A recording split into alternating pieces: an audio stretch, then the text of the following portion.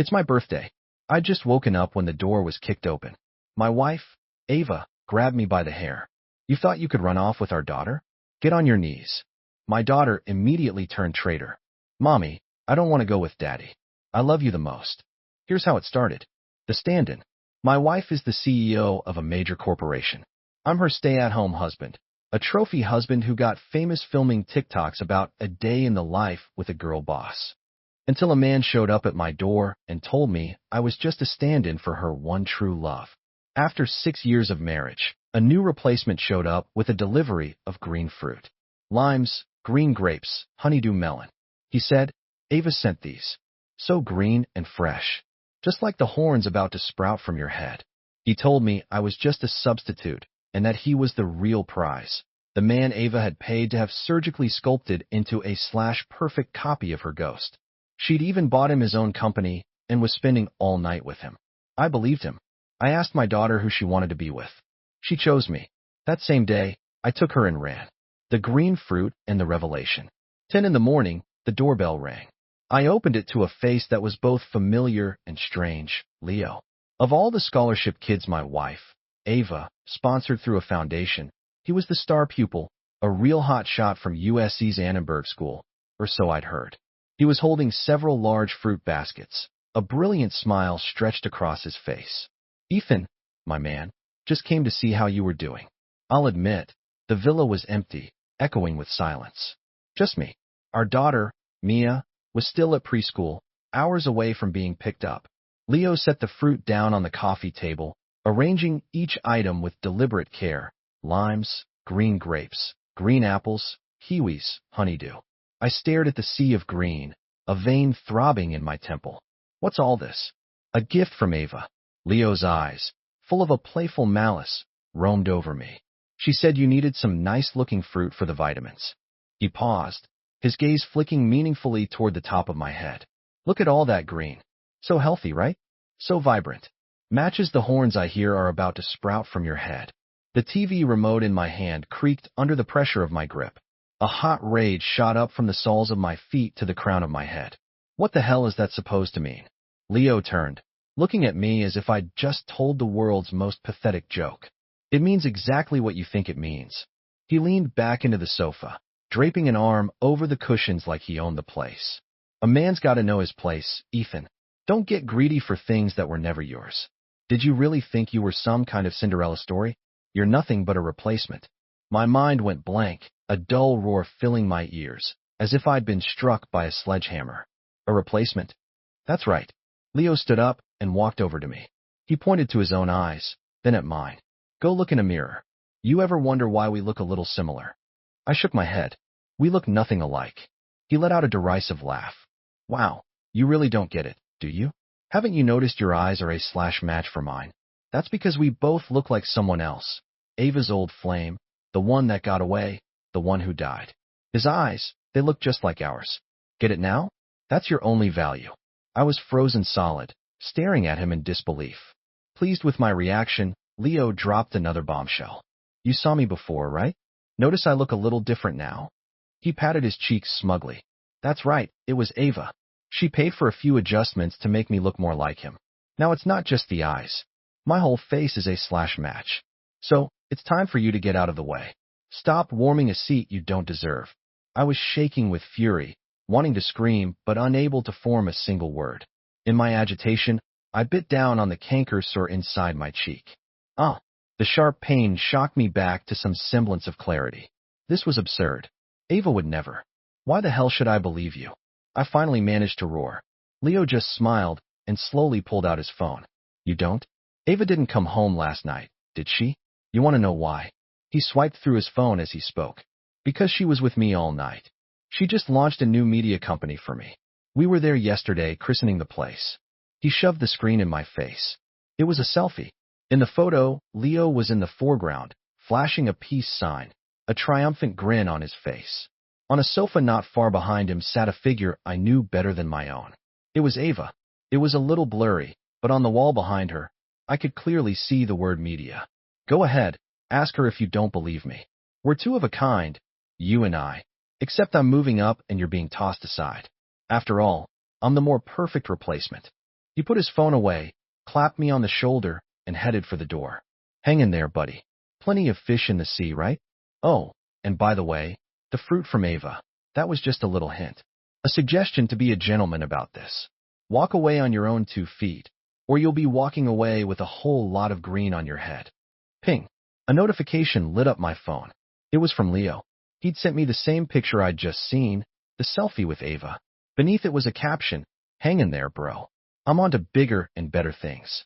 I stared at the photo.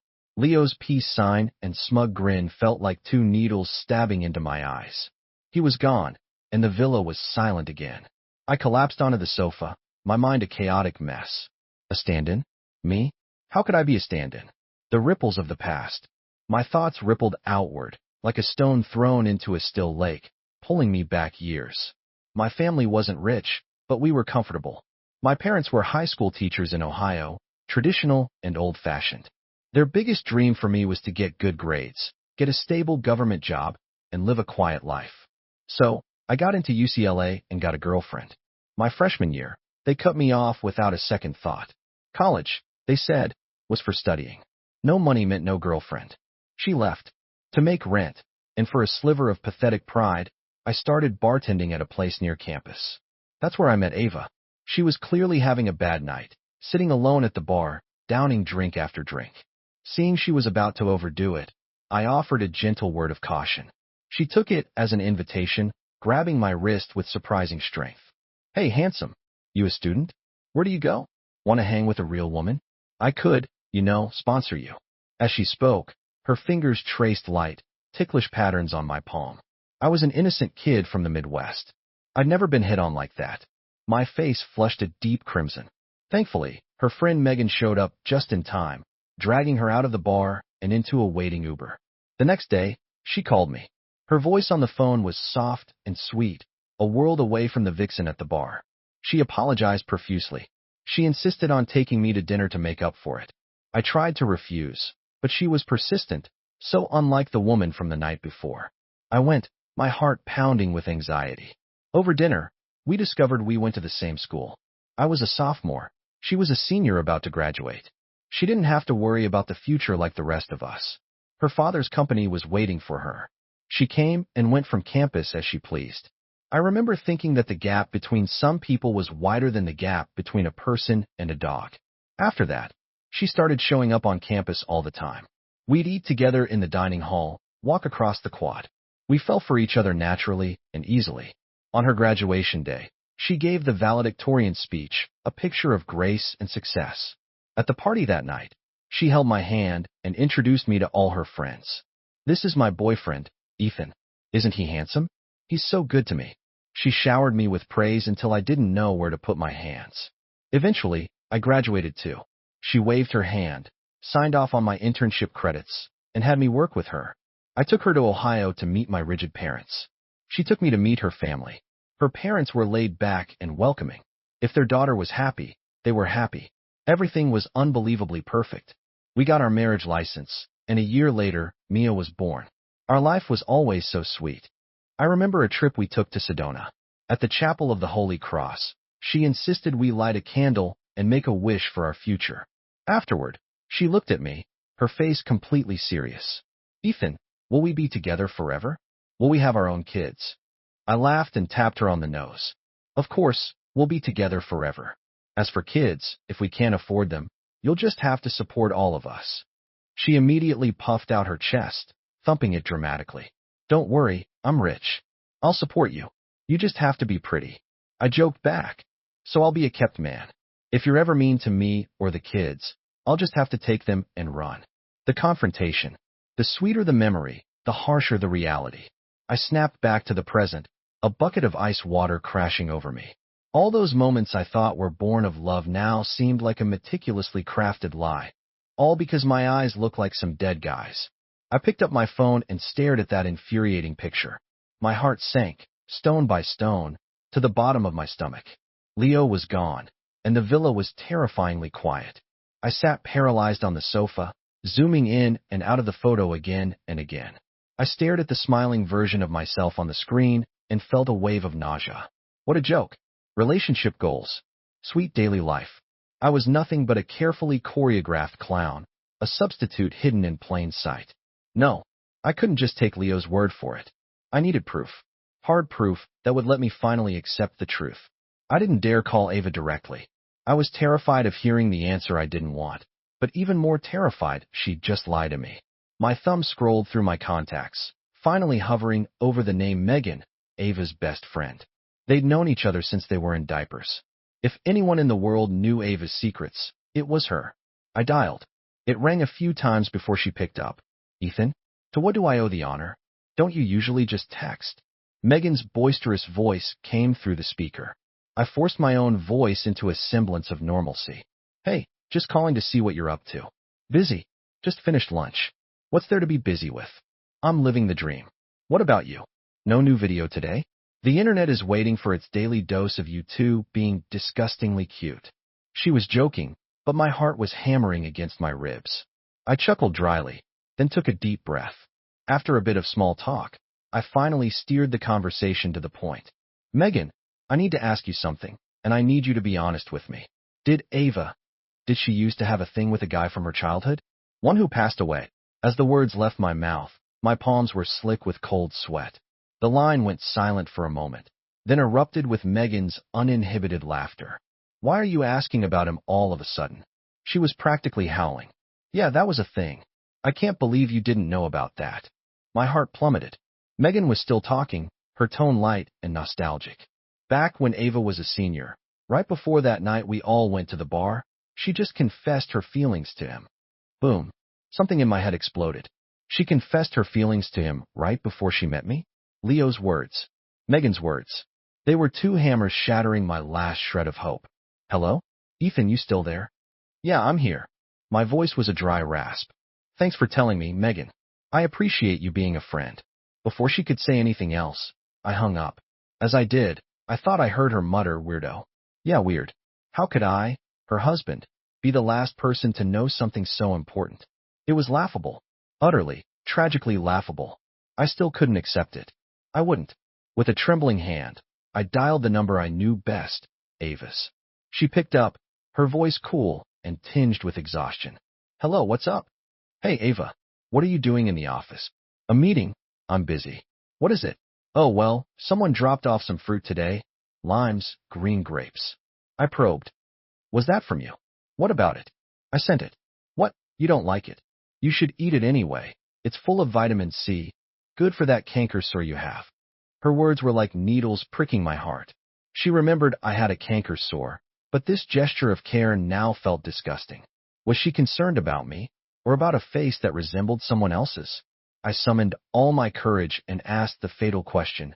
Ava, were you in love with him, your childhood friend, the one who died? The other end of the line was silent. Every second stretched into an eternity.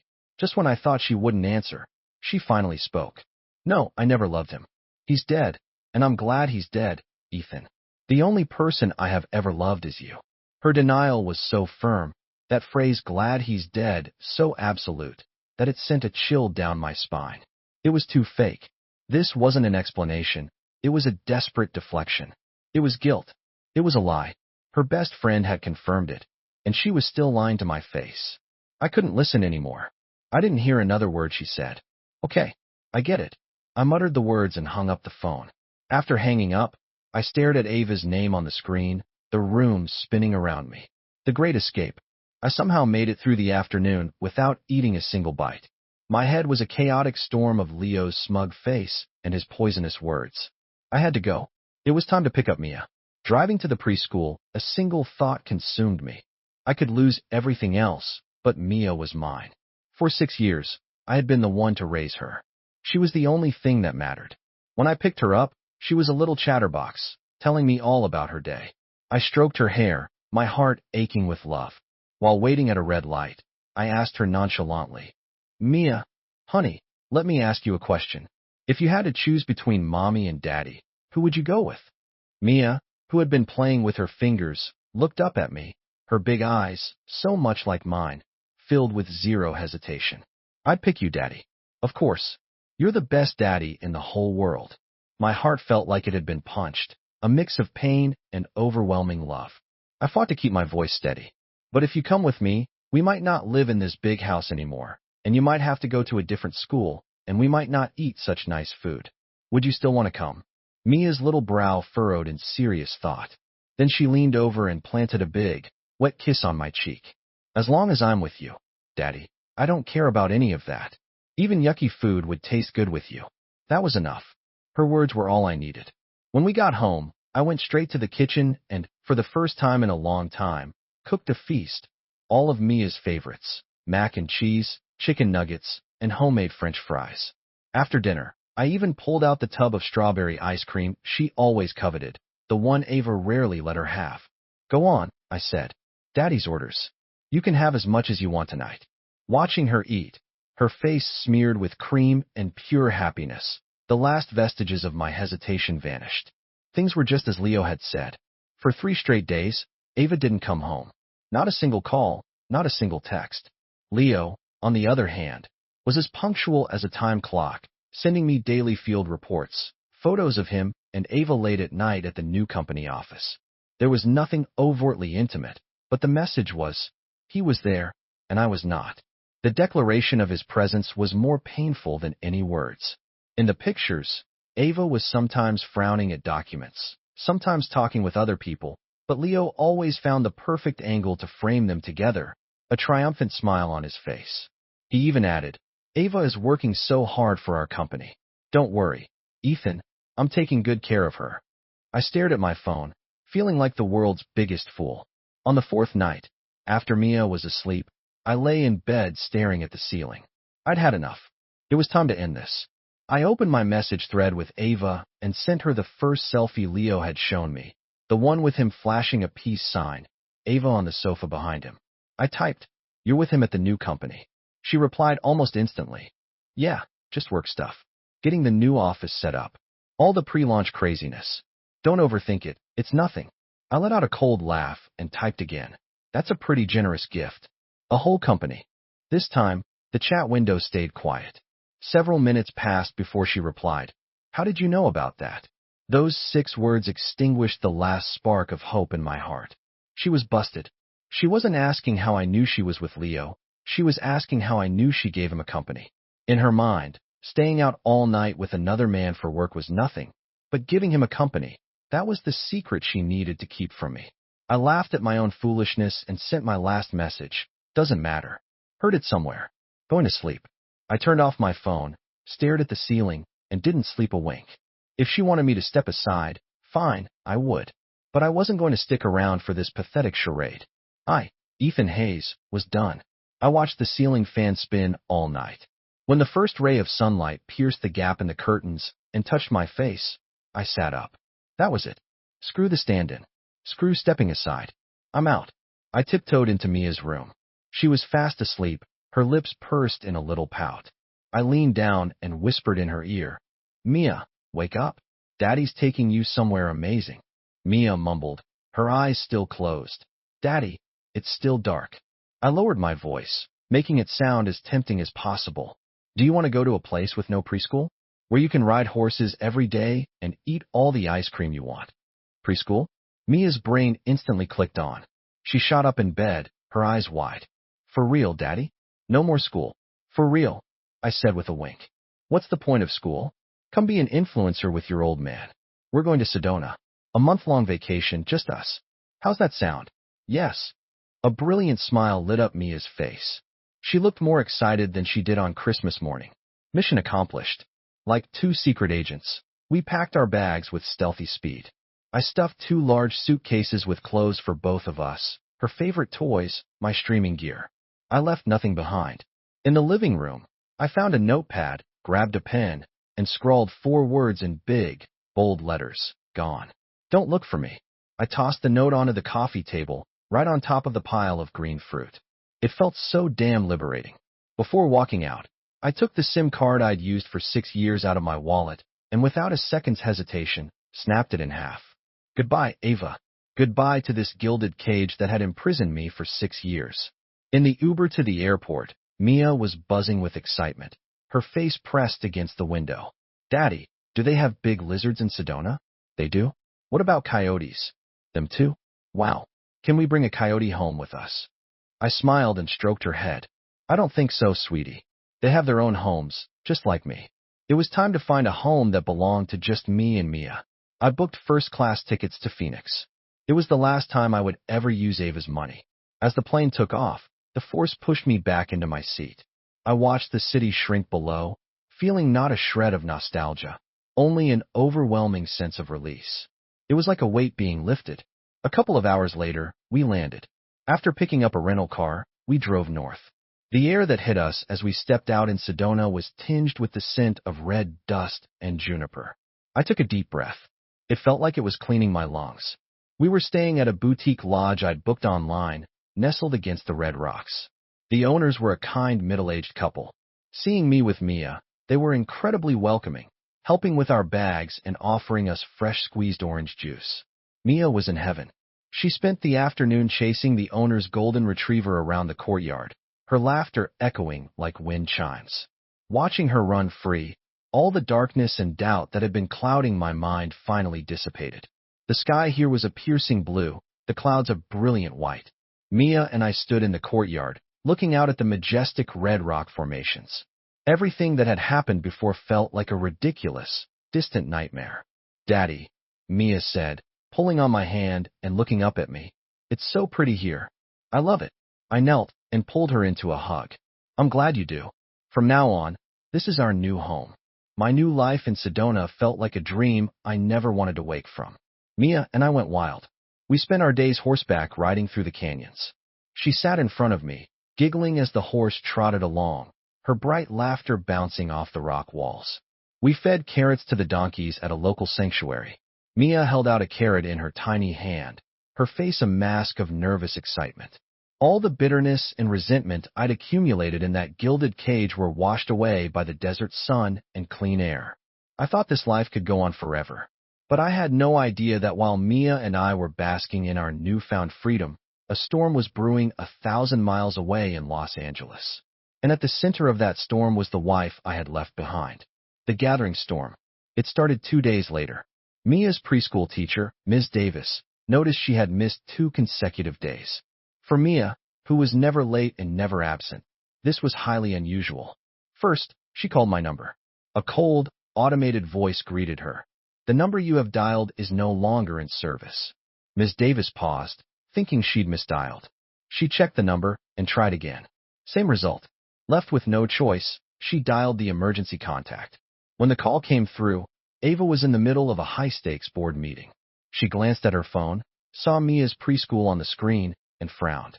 She silenced the call and ignored it. A moment later, it rang again. A flicker of irritation crossed Ava's face. "Excuse me," she said to the room, stepping out with her phone. "Hello, Ms. Davis. Is everything all right?" Her tone was clipped, annoyed at the interruption. "Ms. Reed, I'm so sorry to bother you. It's just that Mia hasn't been to school yesterday or today. I tried calling Ethan's number, but it says it's out of service. I just wanted to make sure she wasn't sick." Ava's frown deepened. "Out of service?"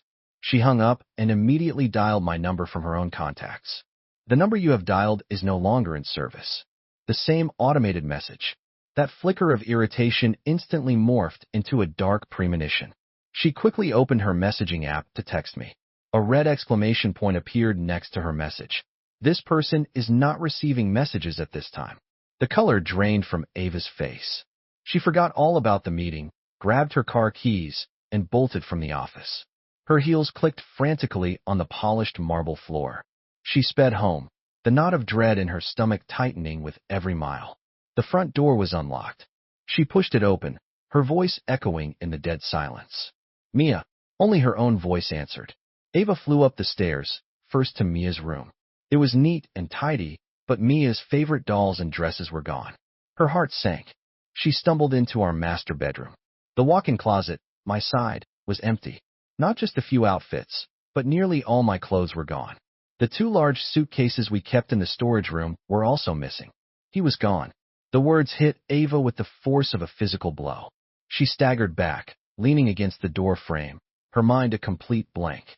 She drifted back downstairs, her eyes scanning the living room in a daze. Finally, her gaze landed on the note I'd left on the coffee table. The note was sitting on top of the pile of green fruit she'd had sent over. She walked over, her hand trembling as she picked it up. On it were the 4 words I'd scrawled in my dramatic flourish. Gone. Don't look for me. In that instant, all the worry, confusion, and fear detonated in Ava's chest, transforming into a tidal wave of pure rage. Her knuckles turned white as she crumpled the note in her fist. Ethan! A roar tore from her throat. Laced with a tremor, she didn't recognize herself. You think this is some kind of reality show stunt? You think you can run off with my daughter? She was shaking, her beautiful face contorted with fury. You better hide, she hissed, each word squeezed from between clenched teeth. Because when I find you, and I will find you, I'm going to lock you in a room and make you kneel on a keyboard until you beg for forgiveness. Sedona Serenity. My life in Sedona was a paradise, but deep down, I'm a content creator. I couldn't let a 1 million follower account just die. More importantly, I wanted to document this new life for me and Mia. So, I set up my camera and streaming gear. The lens captured a sky of impossible blue, a vast expanse of desert landscape. I filmed Mia and me riding a horse, her small body bouncing in front of me as we trotted along. She was so happy, waving her arms in the air, her bright laughter carrying on the wind. I filmed us by the fire pit in the lodge's courtyard, getting ready for a cookout. I fumbled with the kindling, getting smoke in my eyes until they watered. Mia was laughing so hard, she couldn't stand up straight. This was nothing like my old videos. Before, I was the CEO's personal chef, a man whose universe revolved around a kitchen and Ava. Now, the man in the video was Mia's father, a free man, a real person. I edited the clips together, setting them to a breezy folk song. The video opened with Mia's innocent smiling face. It ended with the 2 of us sitting side by side on a bluff, watching the sun set over the red rocks. By the time I finished editing, night had fallen. The grill was lit, and the sound of sizzling skewers filled the air. The smell of barbecue was intoxicating. I cracked open a beer and poured Mia a glass of milk. Mia, I said, taking a long sip of the cold beer, feeling a sense of deep contentment. Tomorrow's Daddy's birthday. You gonna give me a present? Mia was devouring a chicken skewer, her face a mess. She tilted her head, thought for a moment, and then said with a troubled expression, "But I don't have any money." I teased her, "No money, no present. That's going to make Daddy very sad." Her eyes darted around. Then she leaned in and planted a huge kiss on my cheek. "This is your present." The greasy sensation of barbecue sauce spread across my face. I pretended to be disgusted, wiping my cheek with the back of my hand. "It's all greasy. I don't like this present." Inside, I was beaming. This was better than any expensive gift Ava had ever given me. Seeing my disgust, Mia pouted. "Well, that's all you're getting." I burst out laughing, pulling her into a hug and kissing her forehead. After our cookout, I lay back in a lounge chair and pulled out my phone. I watched the video I just made, nodding in satisfaction. I gave it a title, Leaving the Past Behind, New Adventures with My Little Sidekick. Without a second thought, I hit upload. As a major influencer, the stats on my video started climbing instantly, but I didn't pay much attention. I tossed my phone aside and started catching fireflies with Mia. I had no idea that while Mia and I were cheering over a few blinking insects, my video was causing an earthquake online. The comments section exploded. Whoa, did Ethan get a divorce? The title, the implications. Leaving the past behind. Does that mean leaving the girl boss wife? Finally, Ethan got a backbone. This is the content we want to see. Am I the only one who wants to know where this is? It's beautiful. Drop the location. Of course, lurking among those comments was one very specific viewer, 1,000 miles away in Los Angeles. Ava saw the video. She was, after all, one of my followers. The second a notification popped up, she clicked on it. When she saw Mia's ecstatic face and my expression of pure relief, her grip on her phone tightened. She paused the video, zoomed in, replayed it. Like a detective, she analyzed every single detail. Finally, her eyes locked onto a single frame. It was a shot of Mia and me at the entrance to the lodge. In the background were several rows of distinctive Southwestern-style wooden fencing and a uniquely shaped stone sculpture near the driveway. She immediately opened her laptop and typed a few keywords into the search bar. Sedona, boutique lodge, rustic fence, stone sculpture. Image after image popped up. She scrolled patiently for a few moments, and then her pupils contracted. A promotional photo for a lodge featured the exact same wooden fence and stone sculpture from my video. She clicked the image. Below it was the name and address of a lodge. Found you. A slow, dangerous smile spread across Ava's face. The kneeling birthday. Mia and I played until we were exhausted. I slept like a rock. The early morning sun of Sedona filtered through the curtains, warming my face. I rolled over, feeling a small, warm body wiggling next to me. It was Mia. Her little arm was draped across my chest, her face flushed with sleep, her lips smacking softly as she dreamed of some delicious treat. I smiled. My heart felt full. It was my birthday, no expensive gifts, no fancy parties, just my daughter by my side, and this moment of peace. It was more than enough. Just as I was about to drift back to sleep, a series of loud, frantic bangs echoed through the room. Bang, bang, bang. The sound was so forceful it felt like someone was trying to break the door down with a battering ram. The whole wooden frame shuddered. Mia, startled, shot up in bed, burying herself in my arms. Her voice was laced with tears. Daddy, someone's knocking. They're so loud. What if it's a bad guy? Wake up. Her little hands clutched my pajamas, her body trembling. The violent noise jolted me fully awake, my sleepiness replaced by a surge of irritation. I patted Mia's back reassuringly, grumbling toward the door. Who the hell is it? Do you have to knock so hard, for God's sake? Can't a man get some sleep on his own birthday? The words were barely out of my mouth when a deafening crack split the air. The solid-looking wooden door was kicked clean off its hinges. Splinters flew. A blinding shaft of sunlight flooded the room. A familiar silhouette, backlit and radiating a terrifying aura of rage, stood in the doorway like an avenging angel.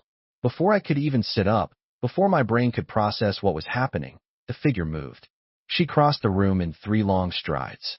I felt a searing pain in my scalp. A powerful force seized me by the hair, yanking me clean out of bed. My vision swam with stars as I crashed onto the rug beside the bed, landing hard on my knees. An icy dread spread from the top of my head through my entire body. I finally saw her face, my wife, Ava. Her beautiful features were pale and set like stone. Her eyes, which I had once loved so deeply, were burning with a furious fire that looked ready to consume me whole. She loomed over me, her voice a low, dangerous command that tolerated no dissent. Get on your knees. Looking up at her face, twisted with an anger so profound it was almost serene, my brain short-circuited. My body, however, knew exactly what to do. My knees, already on the floor, straightened into a proper kneeling position. Words tumbled out of my mouth unbidden. Ava, I'm sorry. You're scaring the baby. Calm down, let's just be calm. My own voice was trembling. Scaring the baby? Ava let out a cold, sharp laugh that was colder than ice. You ran off with my child, and now you're worried about scaring her? If I hadn't come after you, I wouldn't even have a child anymore. Her voice cracked, rising in pitch with raw fury. The child I carried for 9 months. You son of a bitch, you just kidnapped her. I didn't kidnap. I mumbled my defense, weak and pathetic under her furious gaze. Mia said she wanted to come with me. She didn't want to be with you. I hadn't even finished my sentence when the little traitor, who had been cowering behind me just moments ago, made her move. Mia peeked out from under the covers. Her big eyes darted from my pathetic form on the floor to Ava's murderous expression in the doorway.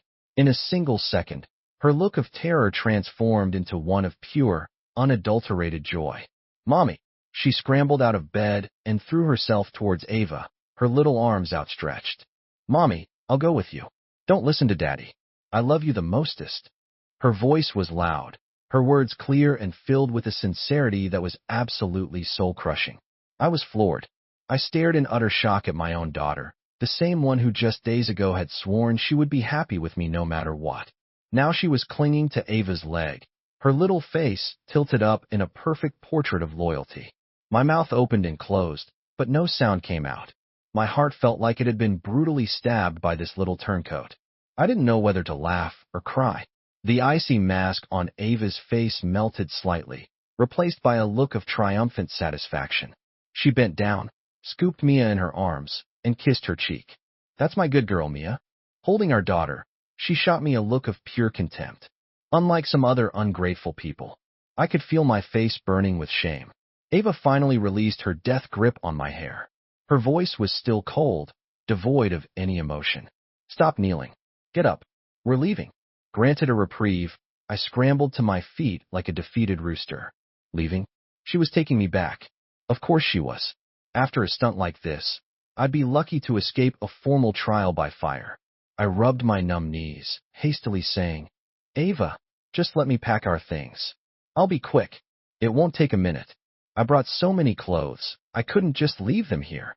Ava, still holding Mia, looked at me as if I'd just said the stupidest thing she'd ever heard. Pack? What is there to pack? She shot me a look so cold it could freeze fire. Are you looking for another beating? If we pack, where are we supposed to sleep tonight? I froze, my hands hovering over a suitcase. What did she mean? I ventured cautiously. We're not going back. Ava rolled her eyes at me, a classic expression I knew all too well. 7 parts impatience, 3 parts disgust. No, we're not going back.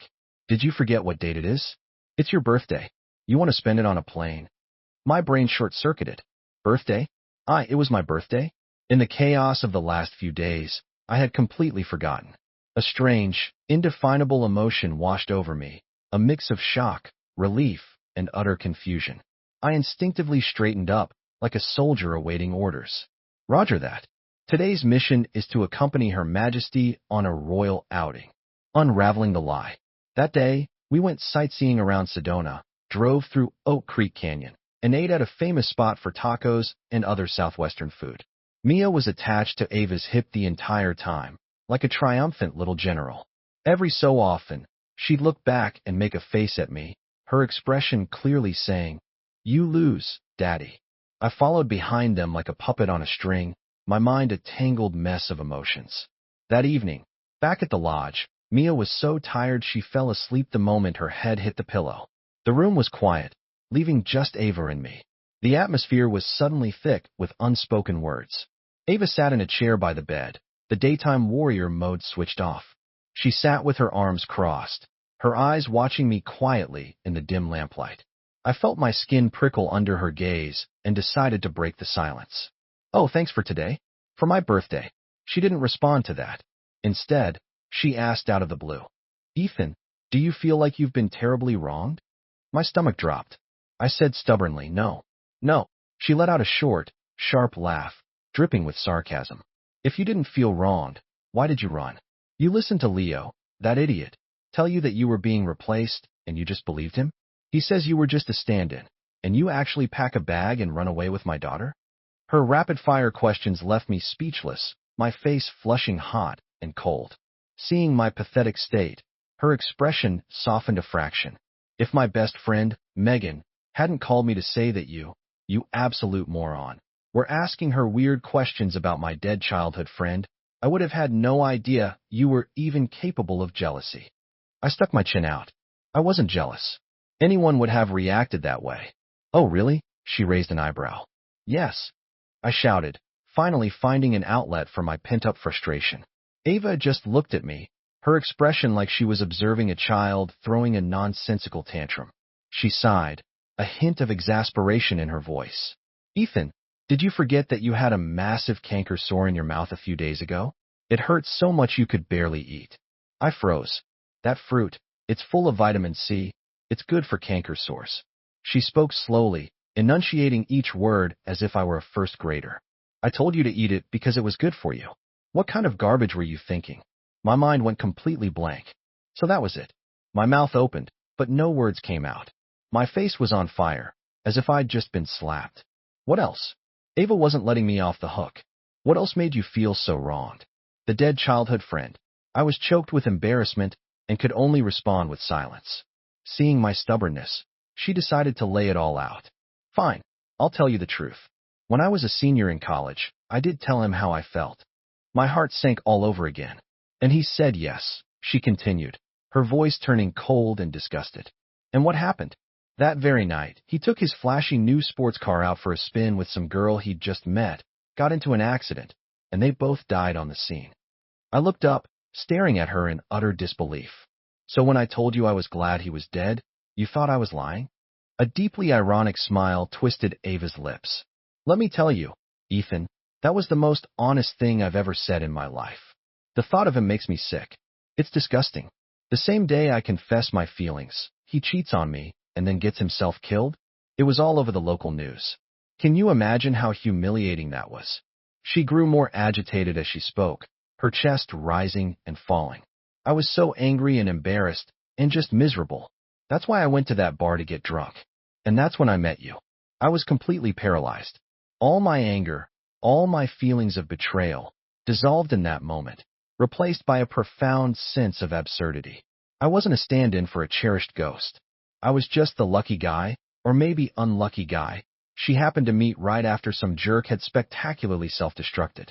The truth about her childhood sweetheart was like a bomb that detonated in my brain, obliterating all my previous feelings of anger and betrayal.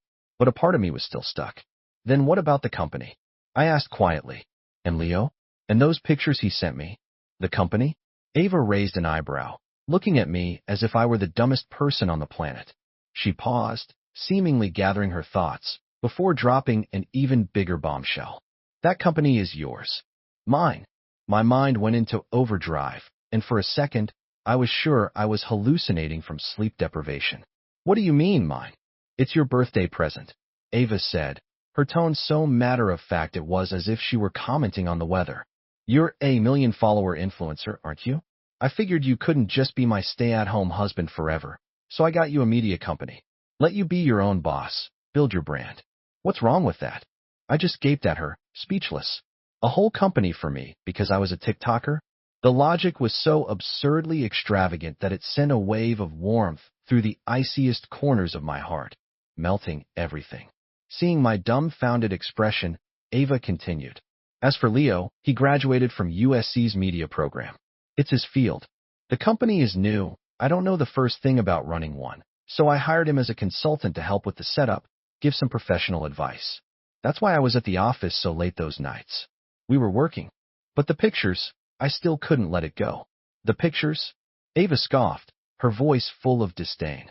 He took those himself, sneak shots, or deliberately angled to get me in the frame. At first, I just thought he was an ambitious suck-up. Then I realized something was off, so I started ignoring him. I had no idea he had the audacity to take that garbage to you and stir up trouble. She paused, her eyes turning cold. He must have dug up that story about my pathetic ex somewhere and decided to get plastic surgery to look like him. Thought he could use that face to get close to me, to hit the jackpot. The man is desperate. All the pieces clicked into place. Leo's appearance, the green fruit, the damning photos, his whole elaborate story about being my replacement. It was all a one-man show, an assorted, pathetic scheme to climb the social ladder. And I was the biggest fool of all, the puppet he had played so perfectly. I felt my face flush with shame and embarrassment. I wished the ground would open up and swallow me whole. So, how did you find me? I asked, my voice barely a whisper. Your TikTok, you idiot, Ava said, rolling her eyes. Did you really think I don't follow you? I watch every single one of your videos. The second I saw that rustic fence and stone sculpture, I searched online. It took me less than 5 minutes to find this lodge. So that's how it was. My dramatic escape, which I thought was so clever, was nothing more than a childish tantrum where I'd broadcasted my exact location to the one person I was running from. The betrayal and deception I'd imagined were, in reality, a surprise she had been lovingly preparing for me.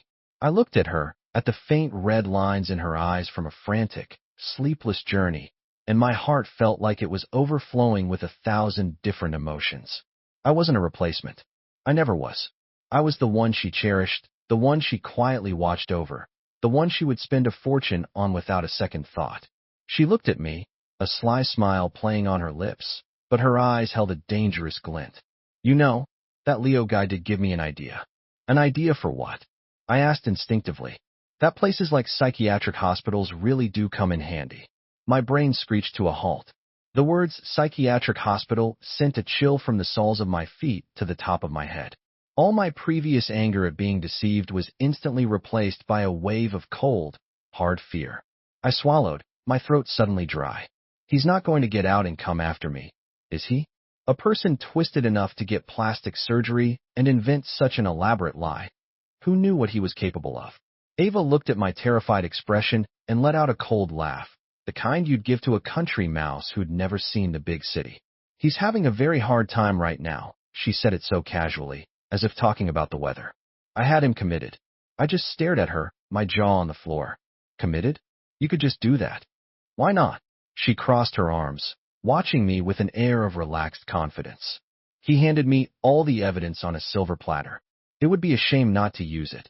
Seeing my continued confusion, she patiently explained. He got plastic surgery to look like my humiliating ex in order to get close to me. Wouldn't you call that an obsession, a fixation? He fantasized that he could replace you, that my company was meant for him. Wouldn't you call that delusional? He used a few secretly taken photos to lie to your face and try to destroy our marriage. Doesn't that sound a bit like a persecution complex? With every point she made, my heart sank a little deeper. Behaviors I had written off as just scummy and manipulative were, in her hands, clinical symptoms for institutionalization. I simply found a team of qualified professionals and described the situation factually. The doctors, of course, made their own expert diagnosis. Her voice was calm, but held an unshakable authority. Besides, he's an orphan. No family, no friends, not a single person to vouch for his sanity. A shiver went down my spine. This woman, when she decided to be ruthless, was truly terrifying. Ava saw the look on my face and suddenly grinned, a mischievous sparkle in her eye. She leaned in closer. Ethan, let me ask you something. Do you know how you prove you're not crazy? The question stumped me. Without thinking, I answered, you tell the doctor you're not crazy. Ava burst out laughing, a sound tinged with pity. You sweet, simple man. The more frantically you try to convince a doctor that you're sane, the more convinced he becomes that you're deeply unwell.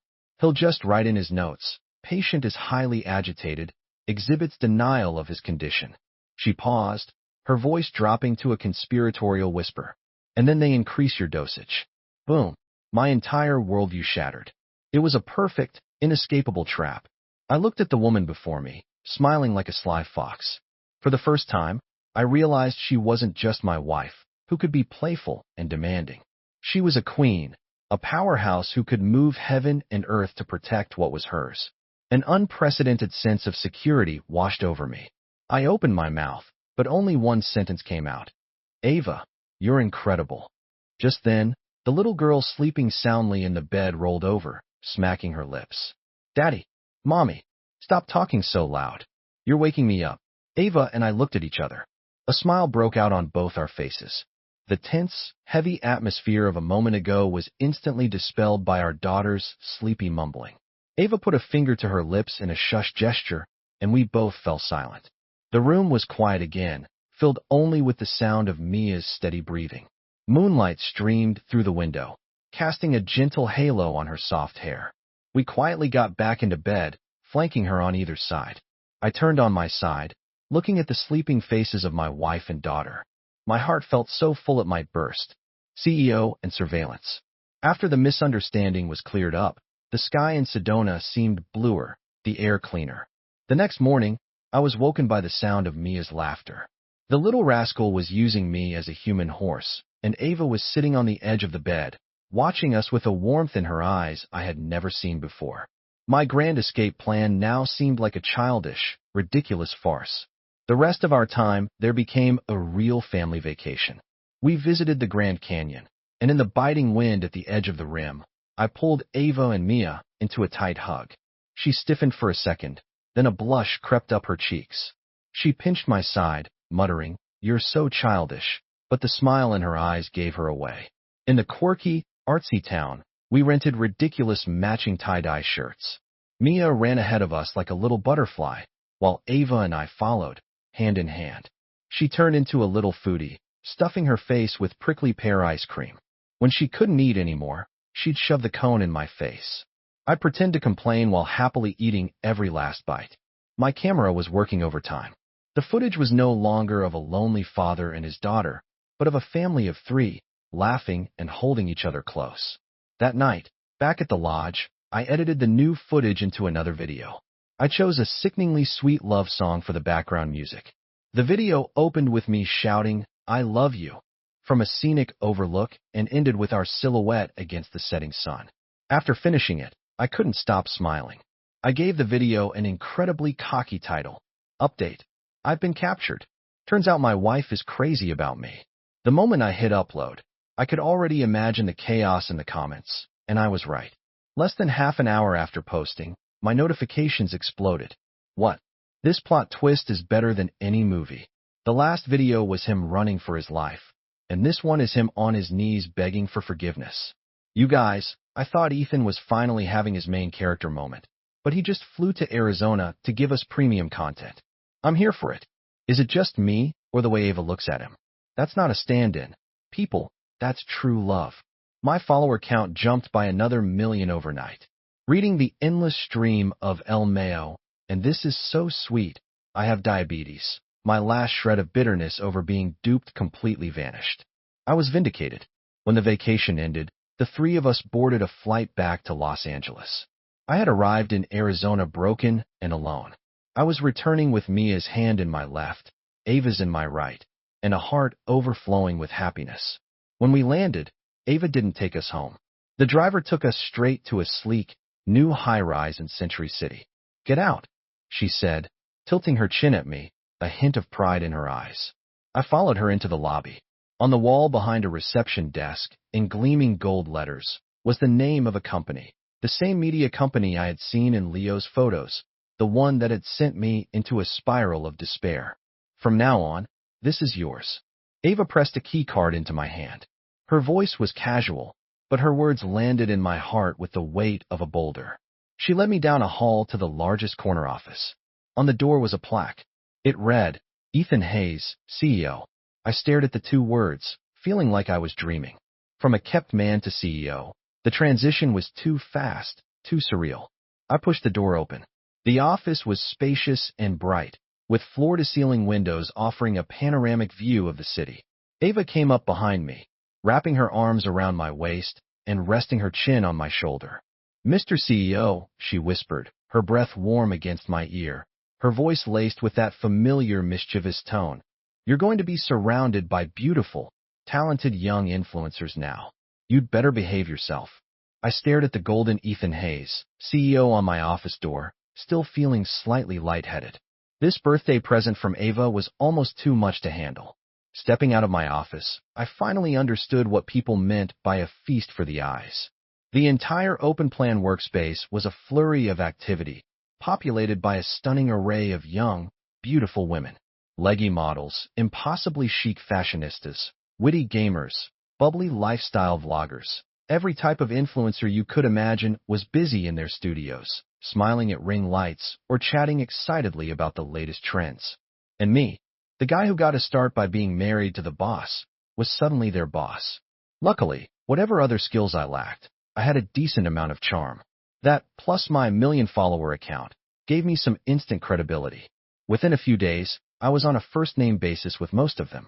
Ethan, can you look at the script for my next video? It feels like it's missing something. Mr. Hayes, my live stream numbers were a little low today. Do you think I should try a different angle? I dove right in, discussing content, cracking jokes, and sharing my influencer experience. Soon, Mr. Hayes was almost entirely replaced by Ethan. Just as I was starting to enjoy my newfound status, a familiar figure appeared like a phantom in my office doorway. Well, Mr. CEO, living the dream are we? Megan stood there, arms crossed, leaning against the door frame with a knowing smirk. My heart skipped a beat. Megan, what are you doing here? She sauntered in on her high heels and plopped down on my sofa as if she owned it. Ava sent me. Said she was worried you couldn't handle things on your own. Gave me a position as your executive assistant. She paused, winked, and lowered her voice. Basically, I'm her spy. Get it? Oh, I got it. I got it all too well. And just like that, my reign of glory was over. Megan was a high-definition surveillance camera installed in my life. I had a slightly too long conversation with a new hire, and not 5 minutes later, a text from Ava would appear. How's the new talent working out? Does she require so much of the CEO's personal, hands-on guidance? During a company-wide meeting, my eyes lingered for half a second too long on a streamer's very long legs. That evening, A keyboard was waiting for me in the middle of our living room floor. Ava, I'm sorry. My mind just wandered for a second. I pleaded, expertly assuming the position. Ava, holding Mia, looked down at me imperiously. Oh, it wandered? Then tell me, what color was her dress? I couldn't answer. I could only hang my head in shame. Mia clapped her hands with glee. Daddy's kneeling on the keyboard again. Mommy wins. I wanted to cry. One evening, as I was wrapping up my work, my office door swung open. Mia shot in like a little cannonball and hugged my legs. Daddy. I smiled and scooped her up. Ava followed behind her, holding a cake box from her favorite bakery. She was wearing a sleek, form-fitting dress, her long hair cascading over her shoulders. The moment she walked in, the entire office seemed to get brighter. I was about to greet her when Megan materialized, a look of pure, unadulterated mischief on her face. Ava, you're here? You need to get your husband in line, she announced, loud enough for the whole floor to hear. A knot of dread formed in my stomach. I watched in horror as she ratted on me with dramatic flair. Today, he was staring multiple times at Tiffany, the new dancer we signed. The one with the long legs and fishnets. I saw him. My scalp prickled. That's a lie. I was not. I shot back. Ava's eyes had already narrowed into dangerous slits. She set the cake down and stalked towards me. Is that so? The next thing I knew, my ear was caught in a grip that was soft, but absolutely non-negotiable. Ow. Ow. Honey, that hurts. She's lying, I swear. I yelped, trying to shield myself with Mia. Ava twisted a little harder, but the corner of her mouth was twitching with a smile. It had better be a lie. She let go, giving me an exasperated but loving eye roll. Come on, let's go home for dinner. Spared from execution, I clutched Mia and scurried after Ava like a loyal puppy. Megan, trailing behind us, was trying and failing to suppress her laughter. The three of us, a chaotic, bickering, happy family, walked out of the building together.